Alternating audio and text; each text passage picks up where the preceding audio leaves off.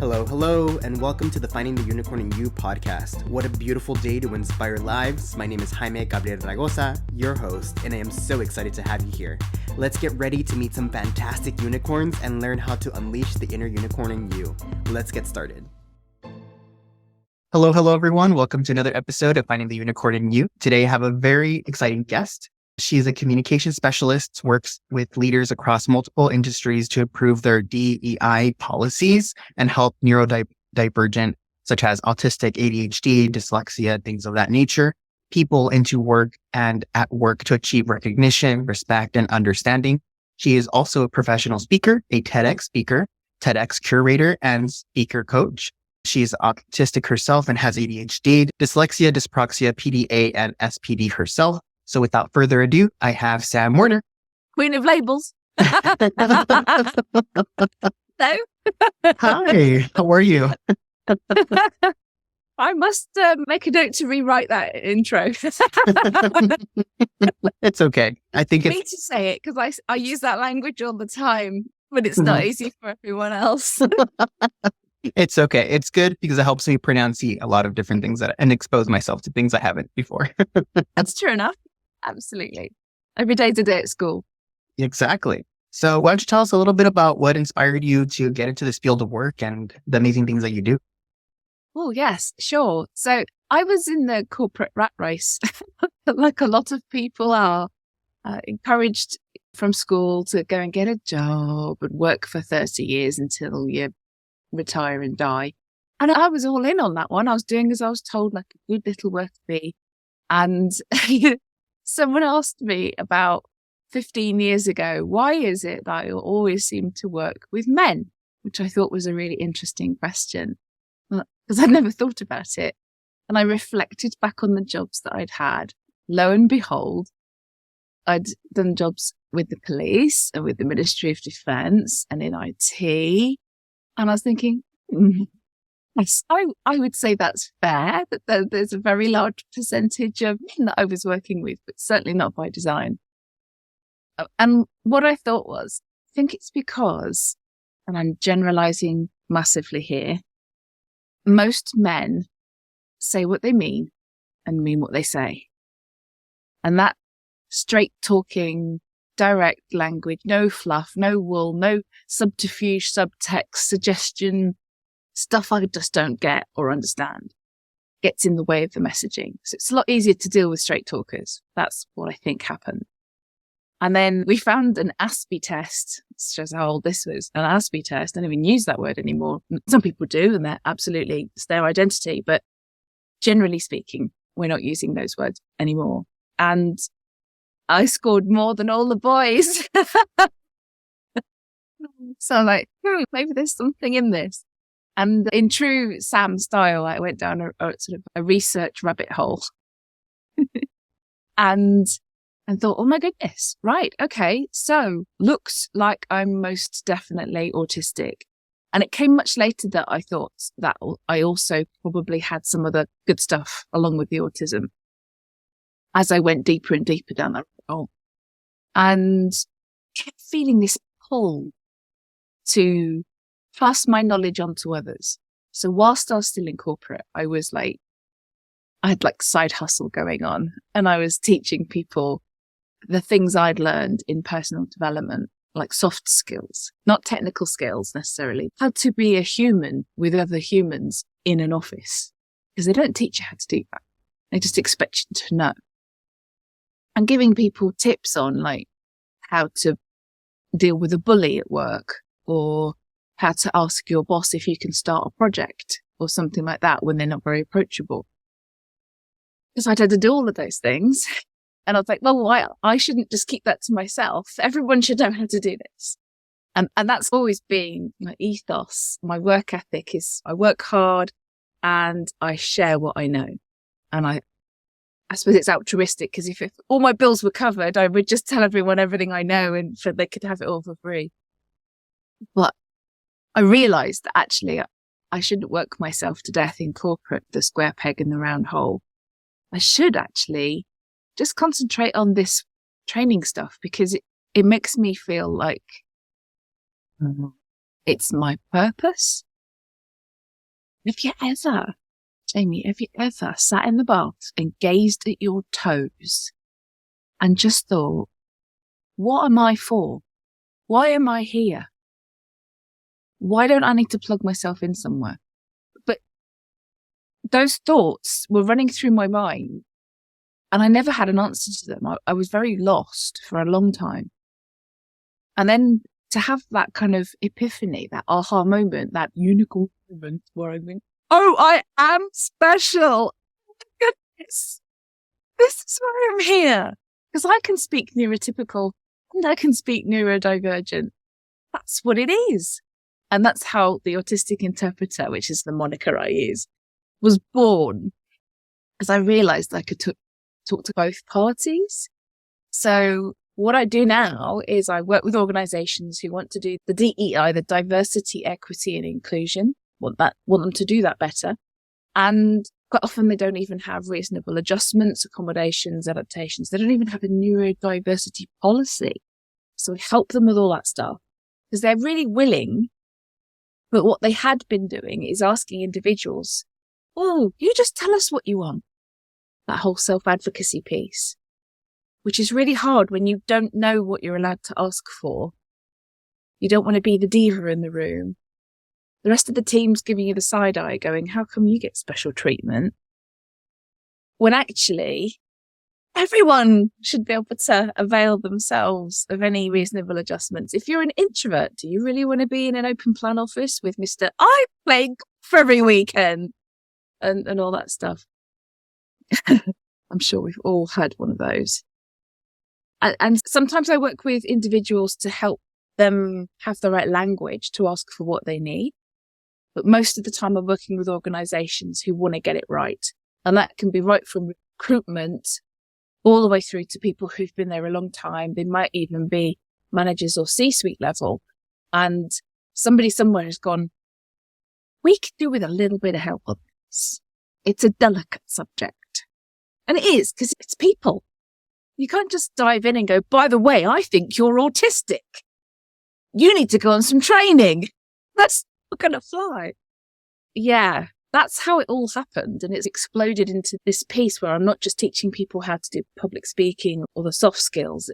It was a real pull. The universe gave me a good yank over there and said, no, actually, you're meant to do this. Go do that. Okay. And it's working really well. It did take a little bit of time because the appetite needed to be there. And I think the appetite is growing.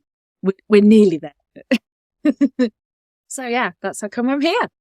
It's a very long answer to a short question. Sorry. No, I love it. And it's true. You don't really know what you can ask for. And you don't know what you don't know. And I've seen this across multiple agencies that I've worked with. And me, myself, I've actually tried to start establishing DEI and D&I programs and subcommittees to really make these organizations think, wow, our processes are very, very strict and don't really apply to the general mass. And we need different accommodations for people. And that's one thing that I'm always advocating for as well. Just, I have ADHD myself and my mind doesn't work the same as my boss's mind or their boss's mind or my coworkers. So you need to be able to understand how each person works, utilize them for their strengths and try to look at what their weaknesses are and see how can you adapt the workforce or their workload to go with their strengths versus their weaknesses. So it's amazing what you're doing. and it had lived in some places inside the mental health space. So when we talk about gender and LGBTQIA and ethnicity, disability and mental health, there's 5 things. And I'm going, no, there's 6. You've missed one off. Neurodiversity. And then people were like, yeah, but ADHD is a mental health condition. I'm like, no. So right, the DSM-5 says it is, but it's just like autism. You are born with that kind of brain. That doesn't happen because, I don't know, you drank something or you got hit on the head or something. There's no way your brain could be changed so fundamentally. And also, it bears out when you say, okay, but it can be medicated. Okay, right. Take away the medication. Does the ADHD come back? Yes, it does. So there's no cure for it. Like there's no cure for autism. And apart from a set of earplugs, there's not much cure for sensory processing disorder either. I completely agree. And I think it's amazing that you are speaking and advocating for people on the spectrum, for whether it be autism or having a developmental disability, because each person is different. And I think that's one thing that people forget. When they hear autism, they think of what does social media portray? The very like non-functional, hypersensitive individual that that always needs that caretaking. But no, it's a spectrum. You can be on the lower end or the higher end of the spectrum and still be able to function, still be able to do things on your own. And getting rid of that stigma is super important, and showing them that even people with autism can still be successful, can still go through several milestones in life without needing any assistance or very little to like no assistance. 100%. And people are missing out. So innovation and creativity are really the two big ways that companies can get an edge over their competitors, move forward, make loads of money, do all that kind of stuff. But they keep on asking for the same people to join their organization. So they're employing clones. And they always make the mistake of assuming that academic prowess, having a string of A stars or whatever the grades are from wherever you're from, is like, a sign off to this person's got a brain, they know how to use it, and they're amazing. They'll have loads of ideas. Well, actually, not necessarily. I've met quite a few people who got a first at university and they ended up working at McDonald's because they couldn't apply anything that they knew, that they'd learned parrot fashion. Whereas I got a third because I hate exams. I do really poorly and they regurgitate everything in the next 3 hours. And by the way, you can't consult anything or talk to anyone. Name a job where you have to do that. I can't think of one myself. So I didn't do very well in those environments. And somehow I did get my degree, which was a minor miracle. And I've lost where I was going with that. As usual, my train of thought has disappeared. I got distracted because I had 5 jobs at the same time doing my university degree. And every time I went to an interview, they were far more interested in the 5 jobs I did. So yeah, the academic side wasn't really that important in the end. No, and you don't need a college degree to be successful. You can be successful in different ways in life, and you can learn so much more in real life experience than you will in any textbook sometimes. For sure. And it's the childlike wonder is what you want. If you want innovation and creativity, it's very easy for us to forget when we're old what it's like to be 5, where there's no holds barred. You can put a dinosaur on the moon if you want. There's a way, right? You could build a spaceship or a ladder, or you could just like have a really big, slingshot. There you go. He's on the moon. There's just no limits. And a lot of people I have met who are neurodivergent have not brought the walls down on that creativity. They've kept that creative mind and some people who've lost it call it, that's really childish. I'm like, no, it's childlike. And it's childlike wonder, and that's where all the good stuff comes from. So I used to get told off for being over-exuberant and excitable and all of those kind of things. And I'm like, it's not really, there is this consistent thing that you're after, this sort of neutral, dead person that you want at work. I can't really do that. You're either going to get hyped up Sam or non-verbal in the corner. Don't look at me, Sam. I don't really have a sort of gentle middle ground. So let me be excitable. Let me be super creative. Let me have loads of ideas. I don't care if you steal them. You've been doing it for years anyway. Carry on. Just want them to happen. My ego's not important. I'm not looking for, well done, Sam. I'm looking for, brilliant. We solved that problem. I love that. So I want you to think in your unicorn journey and throughout like the last couple of years, what was a point in your journey that you're like, wow, this was like a big pivot in my life, or this was like very surprising that you weren't expecting? Well, that doing that test and realizing I scored more than everyone else was one of them. And I think it was that toe gazing moment where I realized I need to do something with this new information. This is important. This is why I'm here. That was really the big aha moment, I think. And that I didn't resist it because I'm very good at doing that. And what I've done is I've tuned in more into that intuition. Like if you put like a bottle or a cup on the side of your table and it's quite close to the edge, and there's a little voice inside your head that goes, you might knock that off. You might want to push that on the table a little bit more. And most of us just go, nah, that won't happen. That's fine. 2 minutes later, it's on the floor. Of course it is, because you didn't listen to your intuition. So I've been tapping into that intuition a lot more, and that's really helped me out. Even just things on desks that don't land on the floor. I love that. And if you could break, I know that no matter what, people are always going to have certain stereotypes about neurodivergence and then like people on the spectrum. If you could break 1 or 2 stereotypes, which one would you have it like talk about? That's a good question. I think one of the biggest ones is that there are loads and loads of blokes who are neurodivergent, but there's very few women, and that's not true. Women are better at masking. They're programmed to be more social from caveman times where we had to be. It takes a village and all that, grow the kids up, where men could be more solitary, and that would be okay. And we're not very far along in our evolutionary scale. If you can compare us to crocodiles, they've been around for millions of years. We haven't. So we're still evolving. And so we're not far off that whole group mentality. It's another reason why people are terrified of public speaking, for example, because they're scared someone's going to stand up and go, oh my God, you're a liar. Get out and never return. We never want to see you again. Because if that was the case scenario, you're going to freeze to death or starve to death or get eaten by something horrible. And we don't want that to happen. So that whole lizard brain thing, whether it's real or not, I don't care. It's a useful way of explaining what's going on in our heads and the way we respond to the world.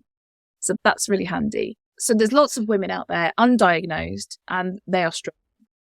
And another stereotype I want to myth bust is that we all are blessed with some kind of superpower.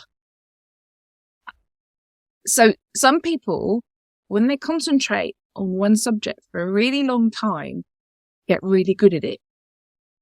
Bit like when you get a musician that plays the piano and ends up being a concert pianist, because that's all they do. They play the piano constantly. Or the artist that spends thousands of hours learning their craft. That doesn't mean they're autistic. It doesn't mean they're neurodivergent. It means they've practiced. And I'm a generalist. One might say I'm a polymath even, where I try stuff, I do it really well, I get to a certain level, but then I get really bored and I have the whole ADHD shiny thing squirrel. Oh, that's really interesting. I need to know everything about volcanoes immediately because I saw something on lava. And I become a volcanologist for about 3 weeks. And then something else comes along. But it also means I can talk to people on almost any subject. And I think part of the reason I do that is because my autistic brain hates small talk. I have to have something to talk about, a real thing. So I think that's how my brain works. But that stereotype of we all have to have some sort of superhuman power, I think it's damaging because it's an expectation that we come along with something that's extraordinary. And a lot of us aren't extraordinary. We're humans like everyone else. And we just might have some strengths in some areas and might need a bit of support in other areas. I think that's more realistic. I like that. And I can totally resonate with what you just said right now. I am the same way. I have, my ADHD makes me get distracted by every single thing. And I'll start hyper focusing on one topic. And then I'll start learning everything about it and then start learning everything about this. And then that And I'm the same way. I don't like awkward silences. So the more I know about a topic, then I don't like to feel excluded either. So if I know I'm going to an event, I'll start hyperfixating on everything about that event, learn as much as I can. That way I have things to talk about when I'm there. So I have these loads of trivia that people are like, how do you know this? And I was like, I don't know, just my hyperfixations from different things. Absolutely. Ages ago, 20 years ago, when I was a personal assistant, that was one of my first kind of jobs that I did. When my boss would meet clients or new people, it made sense to me that he knew a bit about them. So he was in a strong position. So I would go and research them. We didn't really have much in the way of the old internet then. Well, it was there, but it wasn't great, I have to say. But we had this thing called the phone. And I used to have a phone number for the people who were coming. That's how I arranged the appointment. So I used to ring up and talk to the receptionist and get the skinny on. What's that business like to work for? Have you got really high attrition or not? What all those kind of backstory information. Not to get one over on the client, but just so that my boss looked like he was really invested in that meeting. And he was. He wanted to know that stuff so that he wasn't going, so tell me about your company, as a sort of novice meeting. And I think the person that came really appreciated the fact that we'd made the effort to find out things, that we were really interested in them. So I think it did work quite well. No one got upset about it. It wasn't like I was stalking them. It's good to do your research no matter what situation you're in. I think it's better to be well prepared than going in there blindly. Oh, 100%. My dad always told me, if you've got an interview or an important meeting, if you can, go there the day before and suss out the parking, how to get in, say hi to the receptionist. Hi, I'm coming in for an interview tomorrow. Are you going to be here tomorrow? Oh, great. I'll see a friendly face. That's really smashing. Fantastic. Is it okay to park here? Just immediately building rapport with that person. And just, it puts you at ease as well when you're building that rapport with that friendly face. So tomorrow you'll go, oh, hello. Do you remember me? I know I look a bit different today. Got my suit on today for my interview. And you just get a little bit of banter. You never know what else that receptionist does, how long they've been there, what connections they've got in the business. And I'm a big fan of treating everybody very well because you don't know who they really are. That is so true. That is so true. I've done that once and I got the position because that receptionist was like a key player and had been there for 20 years. And just being friendly with the reception. And I guess that was part of the interview. They would say, how well did the person interact with the receptionist? And I didn't even know that. They told me afterwards that, the receptionist really vouched for you. We weren't sure about you, but the receptionist said, yes, we need to get it. And I was like, wow, you just never know. Brilliant. Brilliant. Not just me having that kind of experience. That's fantastic. Yeah. Be prepared. Exactly. And if you can go back in time with all the knowledge that you have now, and you can give yourself a piece of advice that would drastically change your path and your journey, what would it be? It would probably be to not worry so much about what other people say or think or whatever about me, because I'm going to leave them behind, especially at school and in the early days. They don't really matter. You can build that rapport at the time if you can. But if they are mean to you or it's an uncomfortable situation, just withdrawing and not interacting is actually okay. It's a good defense mechanism. Instead of getting upset about things and ruminating on them and having it as like a traumatic experience. So I think if I took fewer things to heart, I would have had a better time. So don't bother so much about what other people think of you. Allow it to bounce off you, Sam. Because I cared very deeply about what everybody said at any time because I took it personally and literally. So that's probably the advice.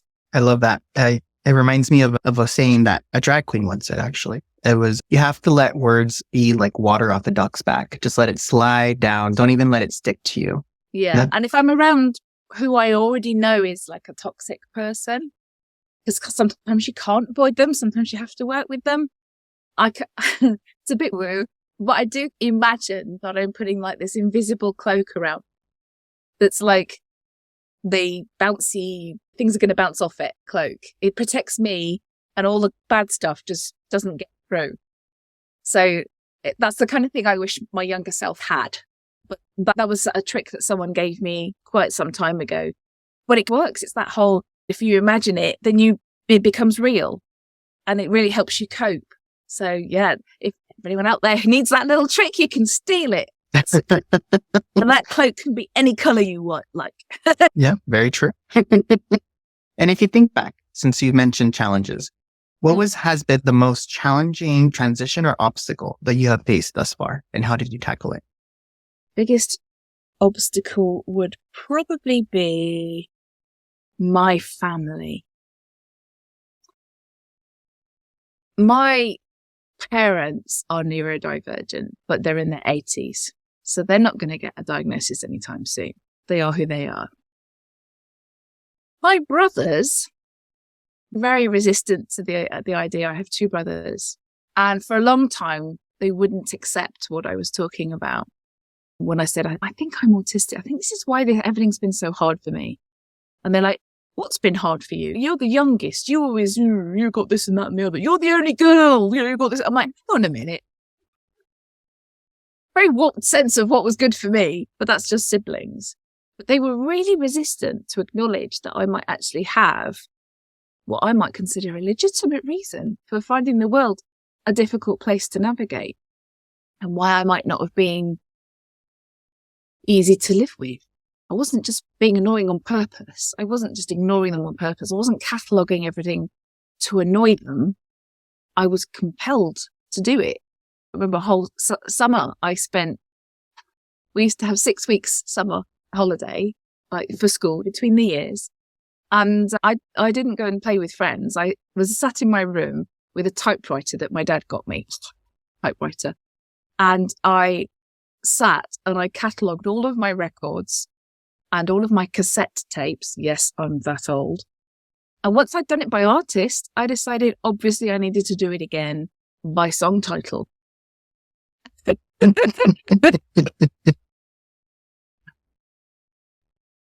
So I did struggle quite a lot with this sort of, I don't know how to call it, the naysaying. Maybe that's the way of, they were like, no, you're wrong. It's not that. You're just weird or whatever.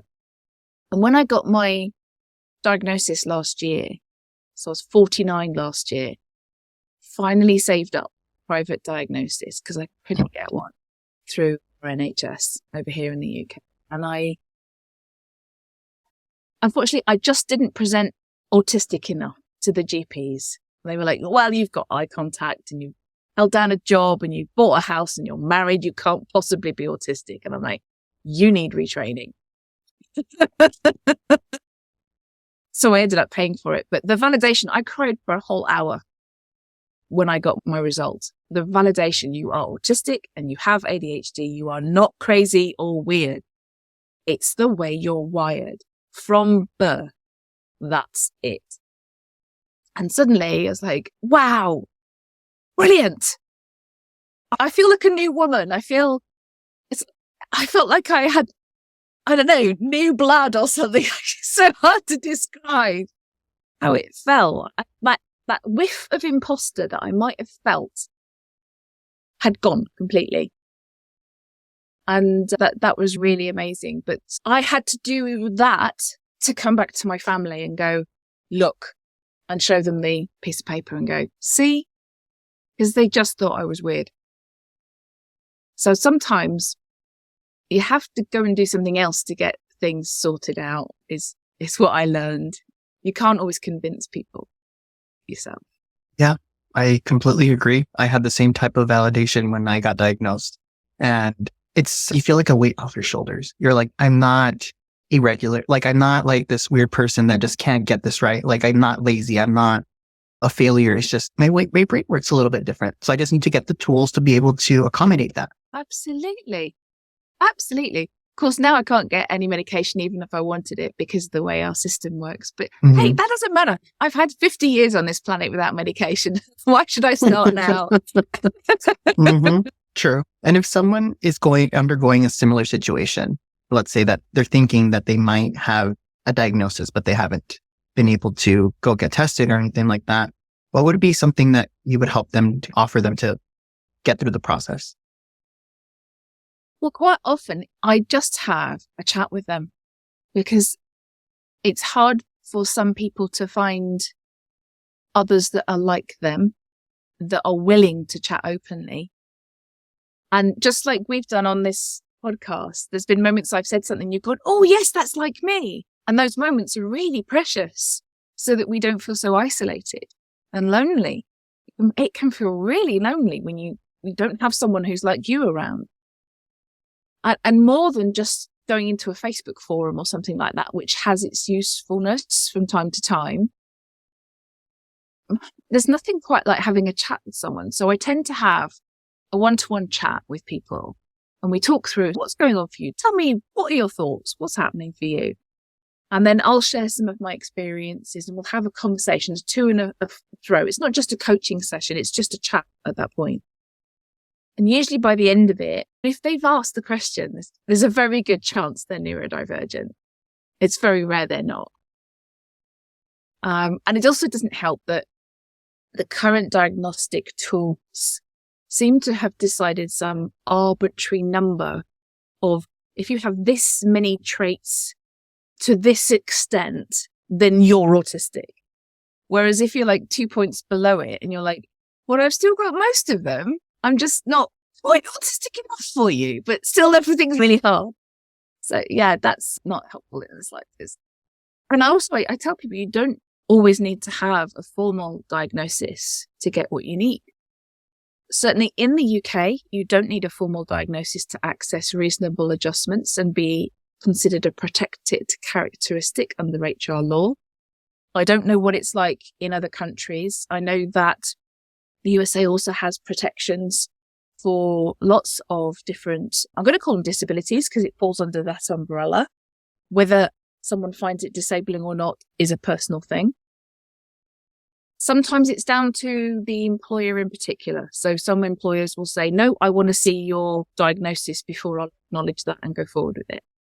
In which case you probably don't want to work for them anyway, if I'm honest. Mm-hmm. It's lying. And there's no advantage to it. If I came up to an employer and went, oh, I do have to tell you that I'm autistic, and that means actually I've got some strengths here, because I'd always give them the strengths first. Well, then I'd say I've got a couple of support needs over here, X, Y, and Z. Is that okay with you? But because you've painted up your strengths, they're like, yes, of course. Yes, we can help you with that other stuff. We want all this good stuff. Like the ideas, creation, problem solving, and recognition, the good stuff. And so normally they're quite good at accepting those accommodations as part of the package, but there is no actual advantage. So if other people in the team are like, oh, you've got reasonable adjustments, you've got an edge on us. And I'm like, let me put this very clearly for you, right? I wear glasses, right? I've got a really high prescription. Now, if I take my glasses off, I'm just like you if you don't wear glasses.